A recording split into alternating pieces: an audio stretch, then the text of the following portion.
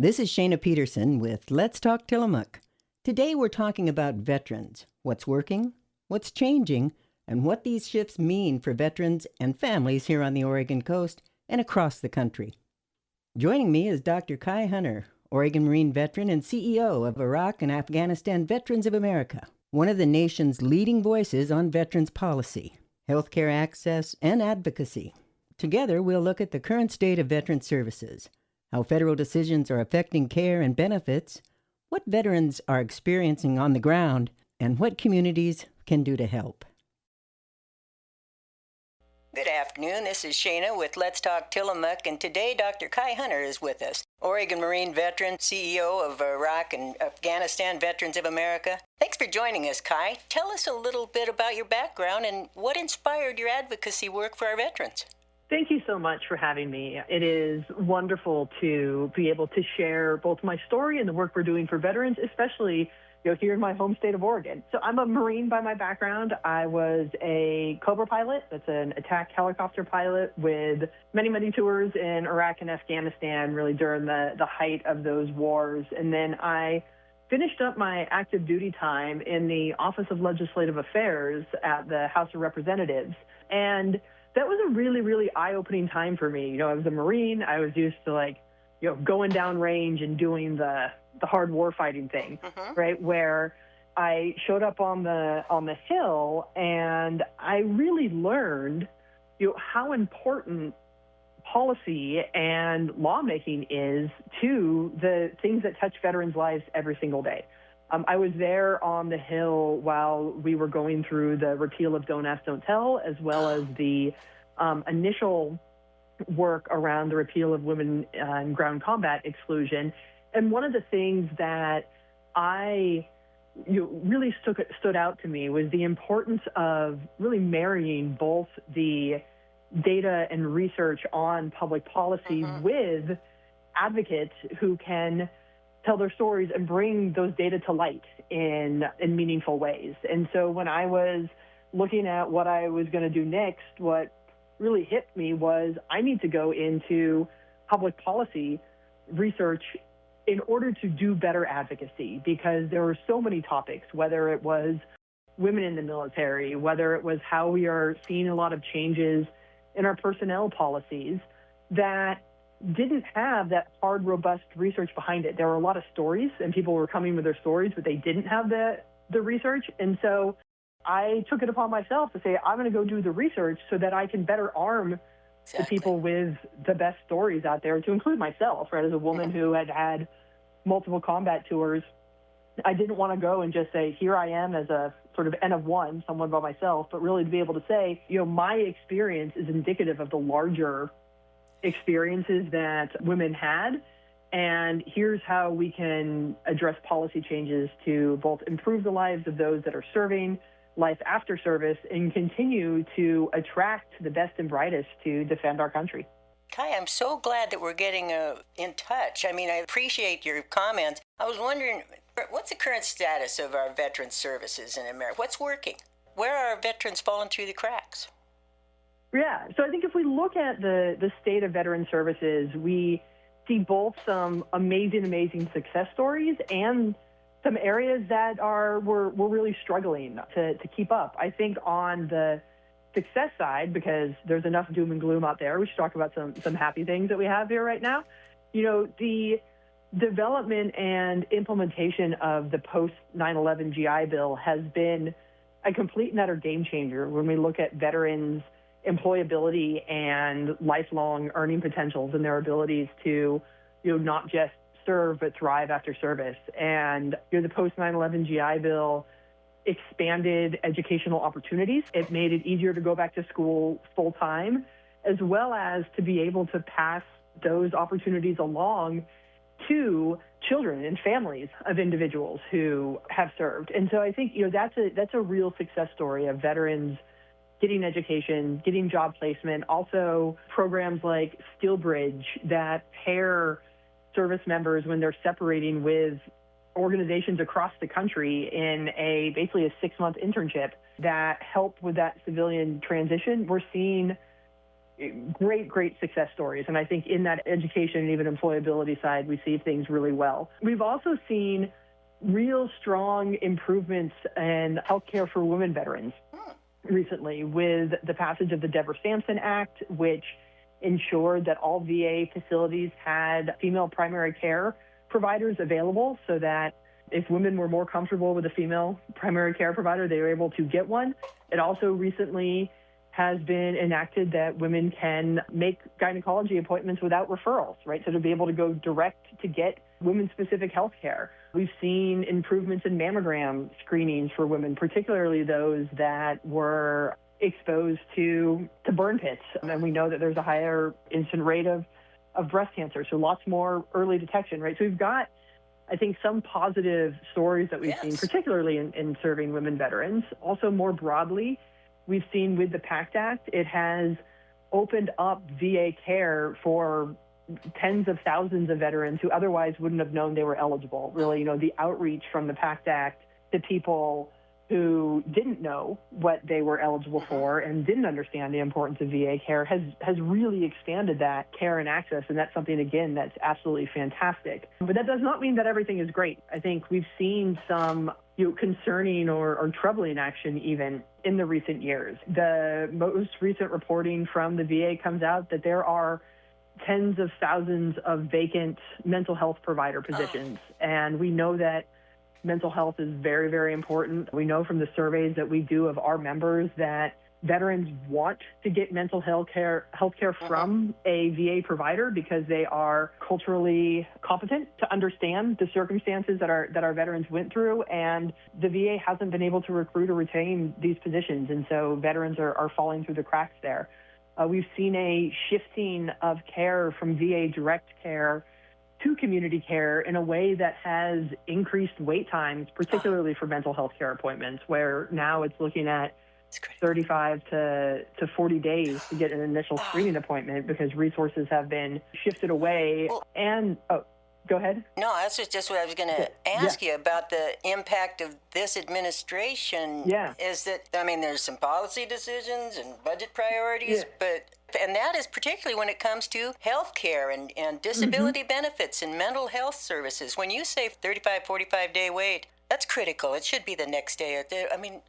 Yeah, and so we've seen that. We've also seen, the shifting of funds from shifting of funds from VA direct care into community care has made wait times worse, particularly in rural areas. And I think here in Oregon, I think people often think of Oregon as like Portland and Eugene, right? Big cities, which are great, but there are thousands of rural veterans in Oregon. Traveling over that hill in the wintertime is no picnic, that's for sure.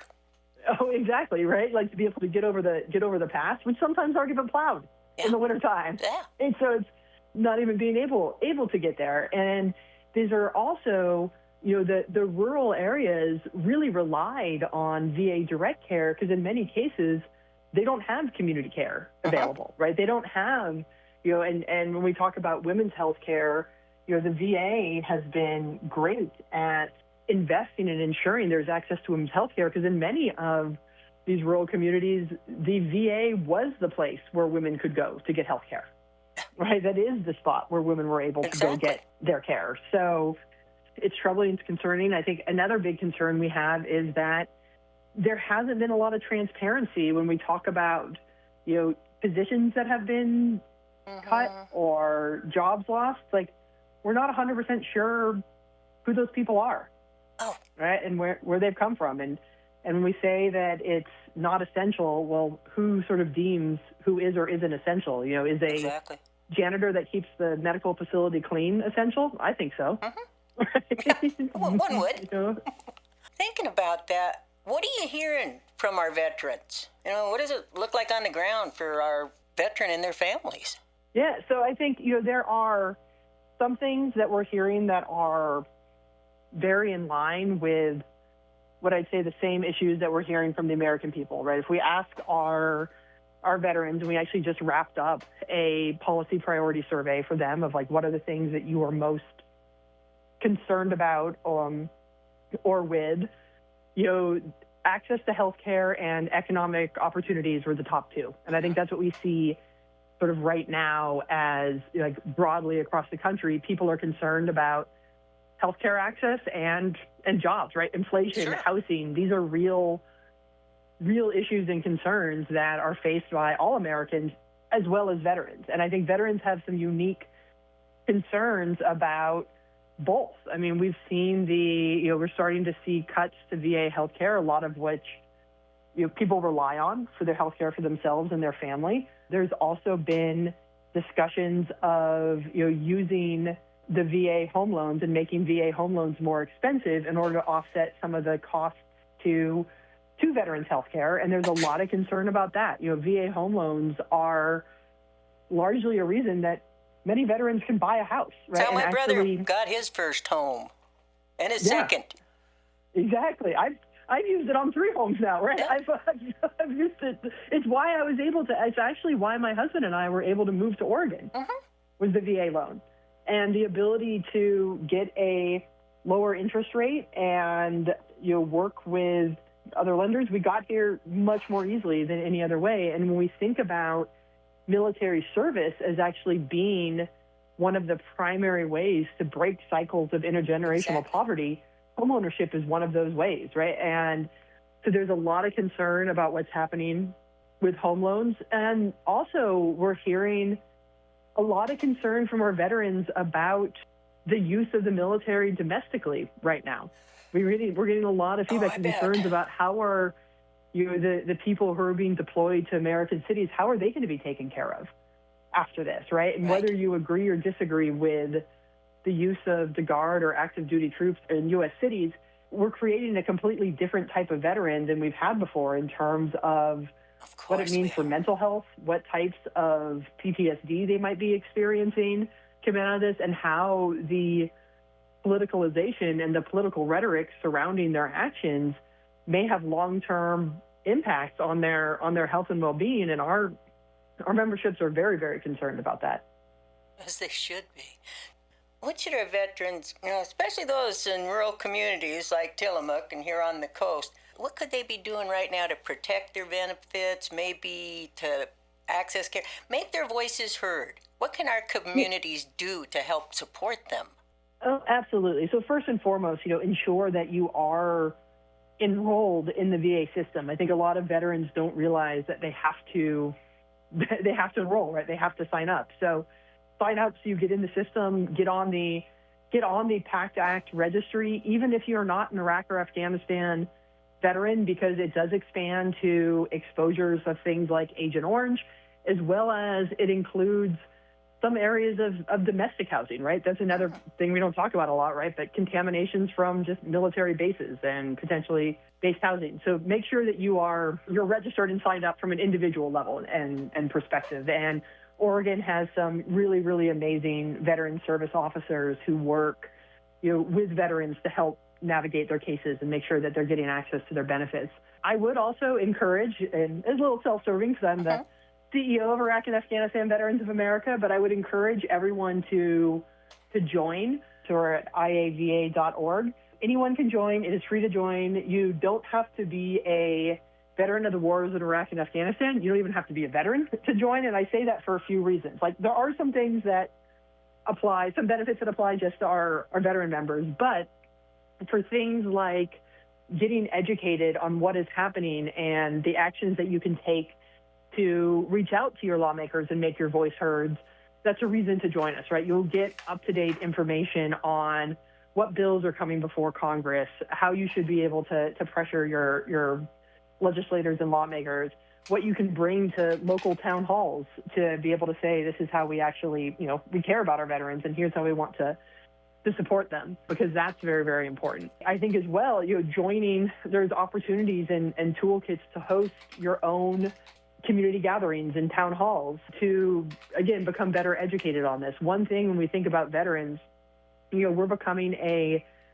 smaller and smaller percentage of the overall population. And so we also need our non-veteran allies to help us, right? To help advocate for us, to be part of the solution and to really learn, like, why having veterans in your community and supporting veterans in your community matters. Well, I tell you, Kai, it's so simple at iava.org. I just joined.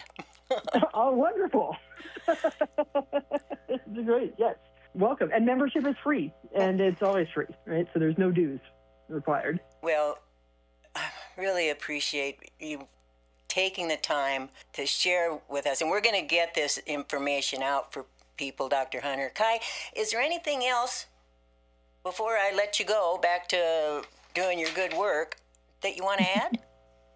Yeah, I think, it's really important to understand for the folks who aren't veterans who are on the call that veterans are not a monolith, right? We are a diverse group of people that is as diverse as this country. So for anyone who's not a veteran, I would encourage you to get to know some of the veterans in your community to understand why they served, what their motivations are for serving, and how they want to give back into their community. Because building, one thing veterans are very good at is building community wherever they go, right? We all got stuck with people that we didn't know before and exactly. figured out how to make it work. So really would encourage everyone to get to know the veterans in their community and the ways in which we can all continue to support each other. Sounds wonderful. Kai, thank you so much. I really appreciate this. And thank you for all you do. That's Dr. Kai Hunter, Oregon Marine veteran and CEO of Iraq and Afghanistan Veterans of America. If you'd like more information on veterans advocacy, policy updates, or ways to get involved, you can visit iava.org. You can also listen to the full Let's Talk Tillamook interview on our YouTube channel. And for veterans here on the Oregon coast, local Veterans Service Officers can help you navigate enrollment, benefits, and care options. I'm Shaena Peterson. This has been Let's Talk Tillamook, bringing important conversations home to our community.